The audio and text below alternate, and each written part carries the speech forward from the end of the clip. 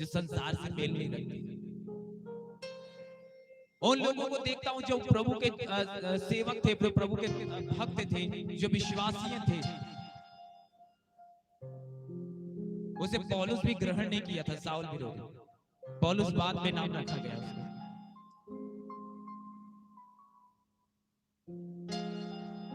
तो जानते हो मेरे प्रियो, ये जो दास था, जो लोगों पर अत्याचार करता था, विरोध करता था, मारता था, पीटता था, कूटता था, लेकिन वो प्रभु के लोगों ने एक शब्द नहीं कहा। उन परखे हुए लोगों ने एक शब्द नहीं कहा कि तू मुझे क्यों मारता है। उन समझने वाले लोग एक शब्द नहीं कहे कि हे साउल तू मुझे क्यों सताता है। उन विश्वासियों ने एक शब्द नहीं कहा कि तू मुझे क्यों मारता है, परंतु यीशु ने यानी कि परमेश्वर ने आवाज दिया और कहता, हे साउल, हे साउल, तू मुझे क्यों सताता है। जब उसके कान तक ये आवाज जाती है,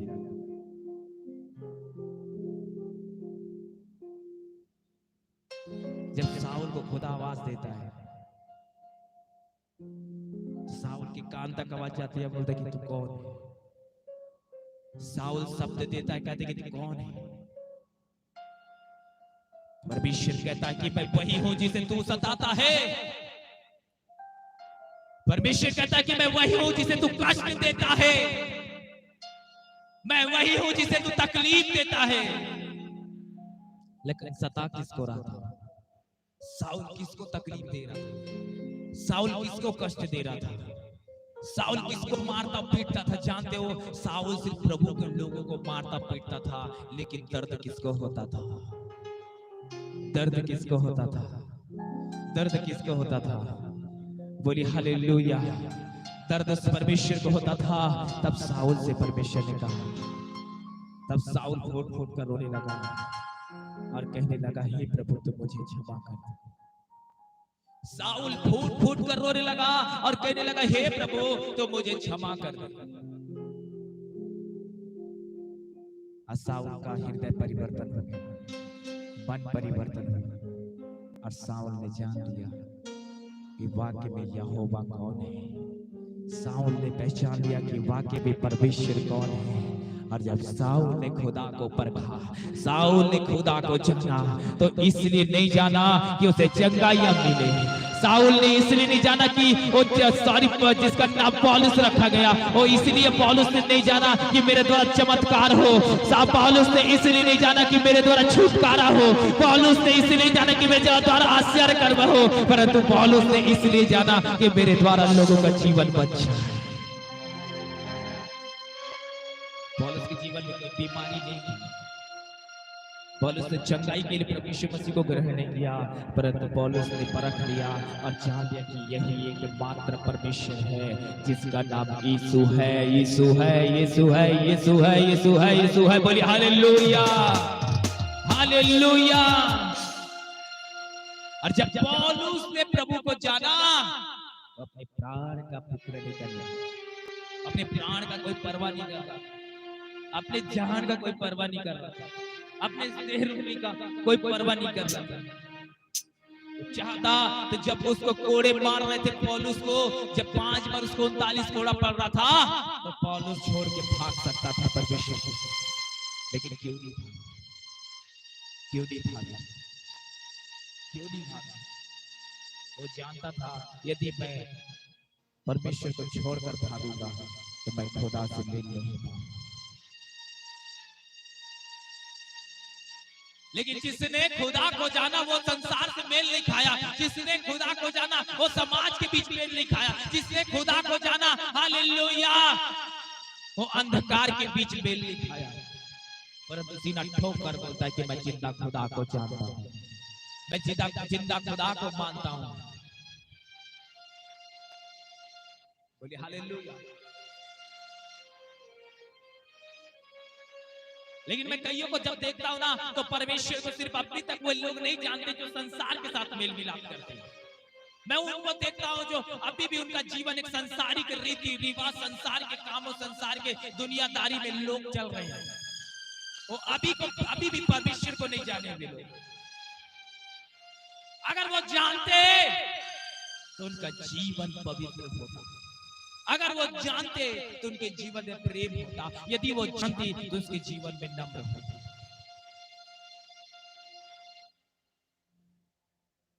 हालेलुया।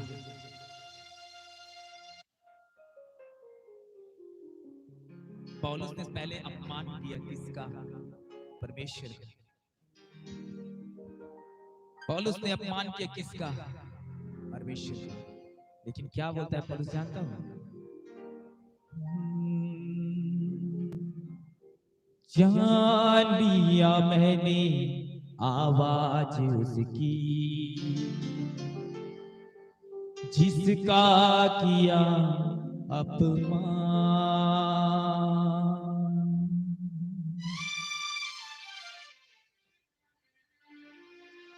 जान लिया मैंने आवाज उसकी, जिसका किया अपमान। धो दो दिलों को आज हमारे, कर दो लहू से साफ। धो दो दिलों को आज हमारे, कर दो लहू से साफ। प्रार्थना में जो कुछ मांगा पूरा करो अरमान।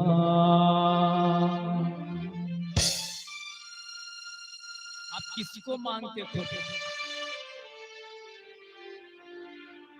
कितने लोग यीशु मसीह को अपने बीमारी के लिए परखे हो?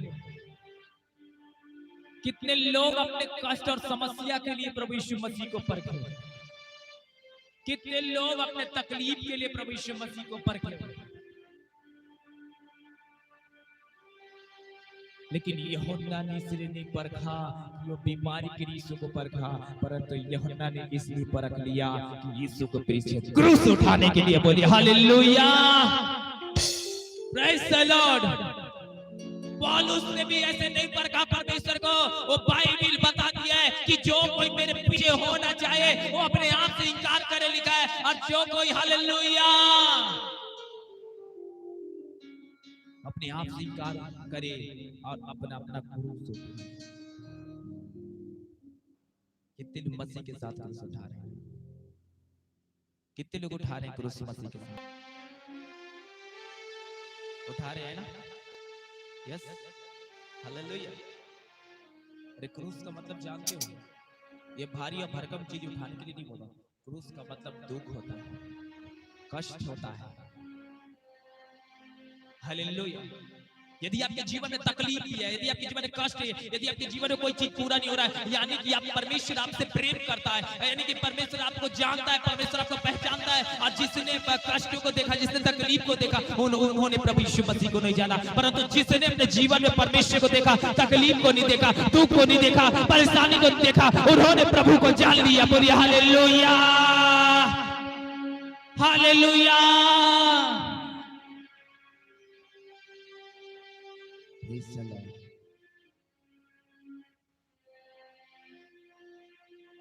यूहन्ना उसका 14 का उसका 17 पद पढ़िए।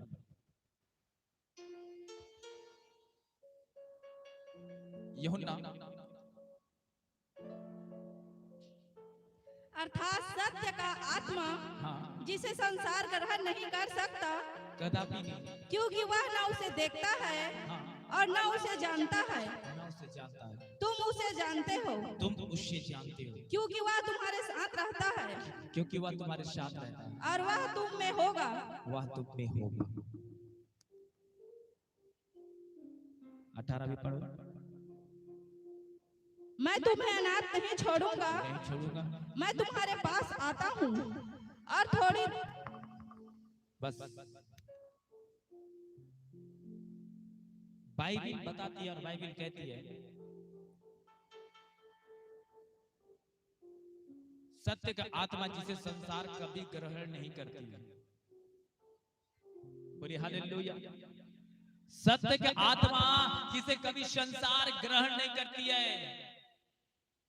क्योंकि ज्योति और अंधकार के बीच कोई मेल नहीं है। चर्च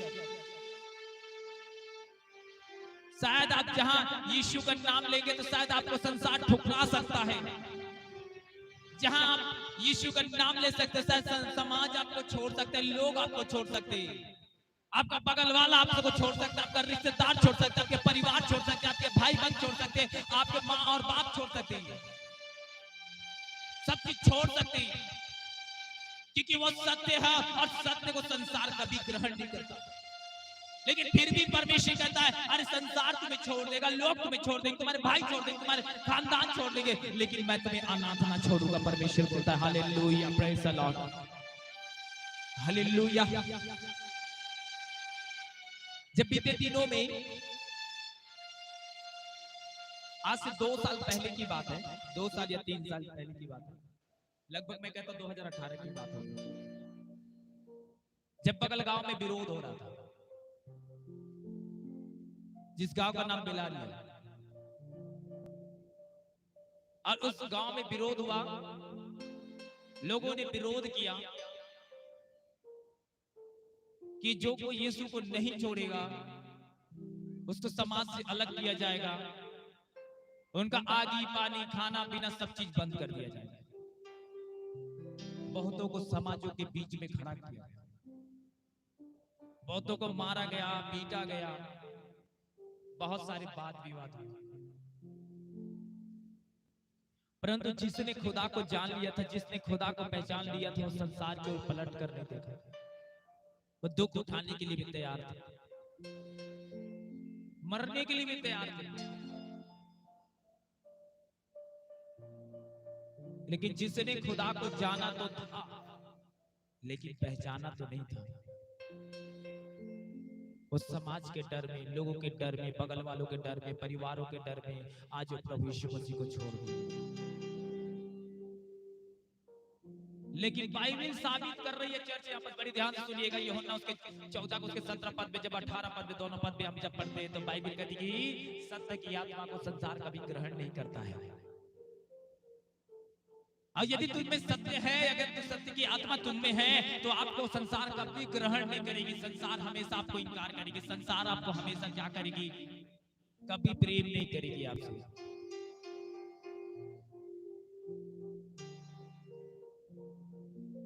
आपसे कभी प्रेम नहीं करेगा संसार, रिश्तेदार आपसे प्रेम नहीं करेंगे, रिश्तेदार लोग भी आपको ठुकरा सकते हैं।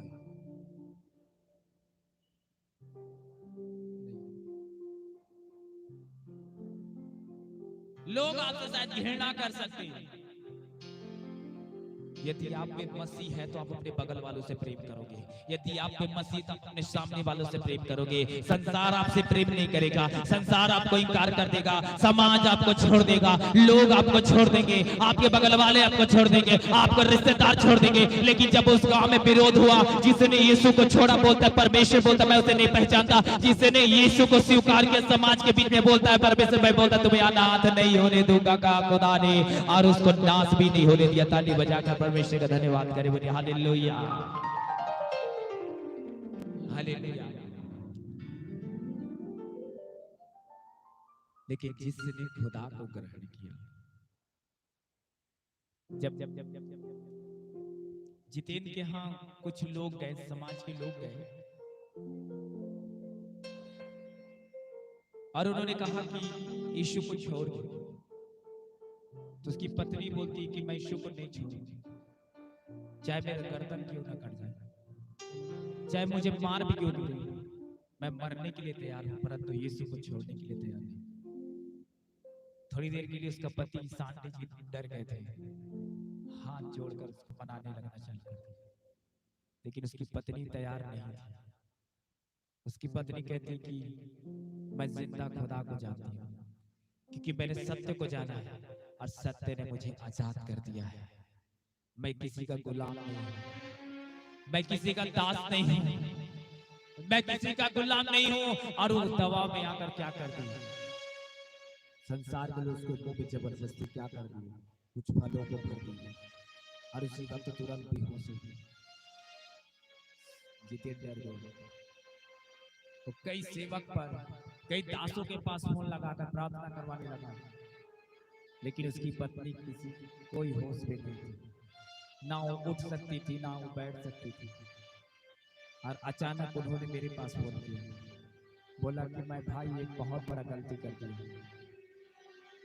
पर मेरी पत्नी नहीं मान रही थी, मैंने उसको जबरदस्ती मनाया, लेकिन मैं जान गया कि वाकई में यीशु जिंदा है। मैंने बोला खुदा क्षमा करने वाला परमेश्वर है। मैंने बोला पश्चाताप कर, अंगीकार करो, अपनी पत्नी के कान में लगाओ। सिर्फ 2 शब्दों पे प्रार्थना की, खुदा इस पर अनुग्रह कर, तू आज अपनी दासी पर अनुग्रह कर प्रभु। समाज के बीच में इंकार नहीं करना चाहती है खुदा, और आज इन्हें तो अपनी आत्मा के द्वारा छू ले खुदा, जो कई घंटों से बेहोश पड़ी हुई है, कई घंटों से होश में नहीं आ रही है। इसके सारे पापों को धो दे खुदा, आज अपनी आत्मा के द्वारा शुद्ध कर दे खुदा, और तेरी बेटी चंगी हो जाए यीशु के नाम। उसके बाद खुदा ने ऐसे काम किया जो उसकी पत्नी कई घंटों से होश में नहीं थी, वो अपने होश में आ गई और उठकर खड़ी हो गई, ताली बजाकर परमेश्वर का धन्यवाद। फिर भी लोग उसको झुकाना चाह रहे थे, फिर भी लोग उसको छोड़ना चाह रहे थे, लेकिन लोग क्या कहते थे, हमें छोड़ दो कोई बात नहीं, लेकिन हमारा यीशु कभी नहीं छोड़ेगा। ताली बजाकर परमेश्वर का धन्यवाद करें। हाँ बनी रहो तुम, बनी रहो,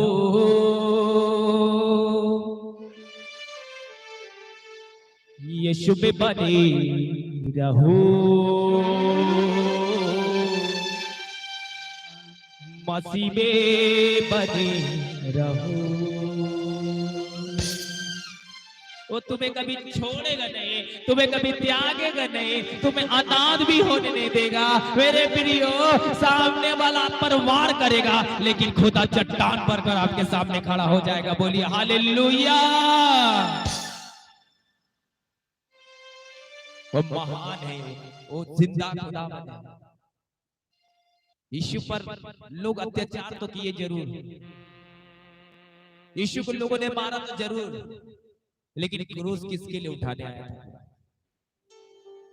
किसके लिए उठाने आया था? हमारे लिए, हमारे लिए उठाने आया। लेकिन क्या संसार ने उसे नाश कर दिया? क्या संसार ने उसे बर्बाद कर दिया? क्या संसार ने उसे मौत के घाट उठाकर मिट्टी में मिला दिया? मैं कहता हूं जरूर वो क्रूस पर प्राण त्याग दिया, जरूर क्रूस पर वो जान गंवा दिए, लेकिन मरकर जी भी उठ गया। बोलिए हालेलुया। वो मरकर जिंदा भी हो गया, और वो जिंदा है तो जिंदे आवाज में बोलिए हालेलुया, बोलिए हालेलुया, बोलिए हालेलुया। कितने लोग जिंदा हो? जिंदा हो ना?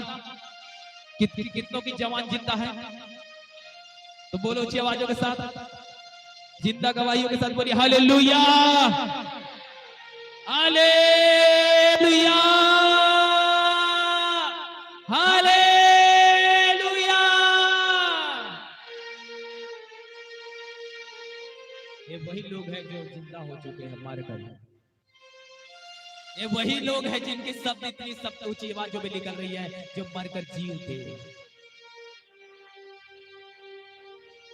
मैं कहता संसार से मत डरो, लोगों से मत डरो, परंतु खुदा को परख लो और पतरस के समान प्राण त्यागने के लिए तैयार हो जा। खुदा को परख लो, पौलुस के समान प्राण त्यागने के लिए तैयार हो जा।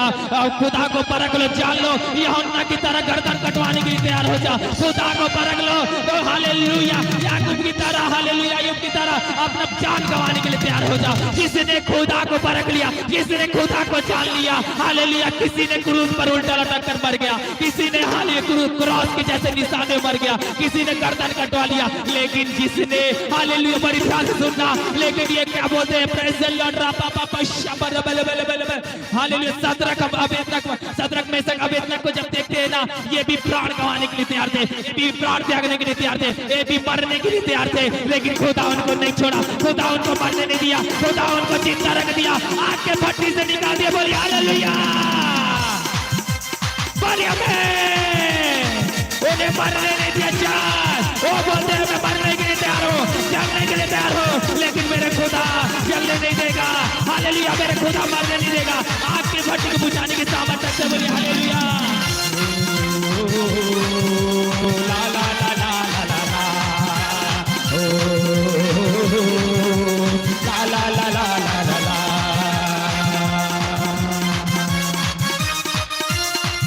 कौन है चर्च? हमारे साथ कौन है? कौन है कि नहीं? है कि नहीं? ये देखो तीनों दास के साथ गाना, यहोवा यहोवा यहोवा यहोवा यहोवा यहोवा यहोवा यहोवा यहोवा यहोवा यहोवा यहोवा यहोवा यहोवा यहोवा यहोवा यहोवा जिंदा खुदा तो हमारा बादशाह, यहोवा जिंदा खुदा तो हमारा बादशाह, जो मसीह में मुजस्सम हुआ।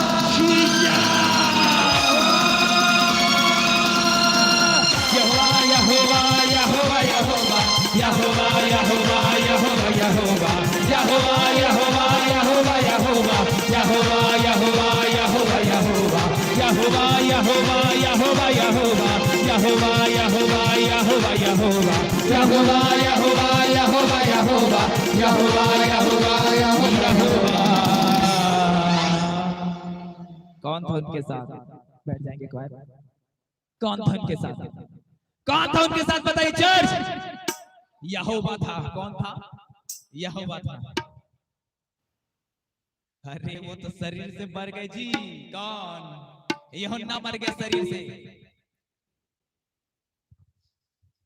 पौलुस मर गया शरीर से, पतरस मर गया शरीर से, लेकिन आत्मा को मरने नहीं दिया। बोलिए जिंदा है। बोलिए हालेलुया, हालेलुया। आज खुदा भी आपको मरने नहीं देना चाहता है। आज खुदा भी आपको मरने नहीं देना नहीं चाहता है।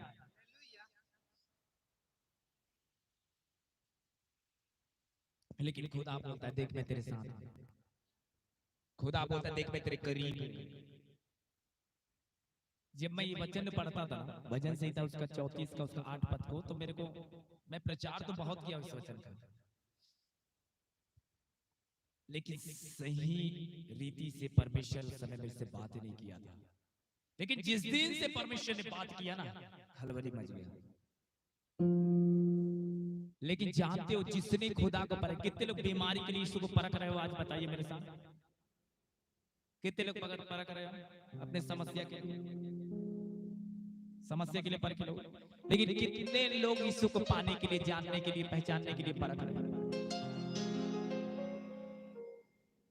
कोई बीमारी के लिए तो नहीं है, कष्ट के लिए तो नहीं है। मैं कहता हूं जिस दिन अपनी बीमारी को छोड़कर, अपने परेशानी को छोड़कर, अपने तकलीफों को छोड़कर यीशु को खोज करना, ढूंढना चालू कर दोगे और यीशु को पाने के लिए परख लोगे ना, तो बीमारी अपने आप छोड़कर भाग जाएगी आपके जीवन से।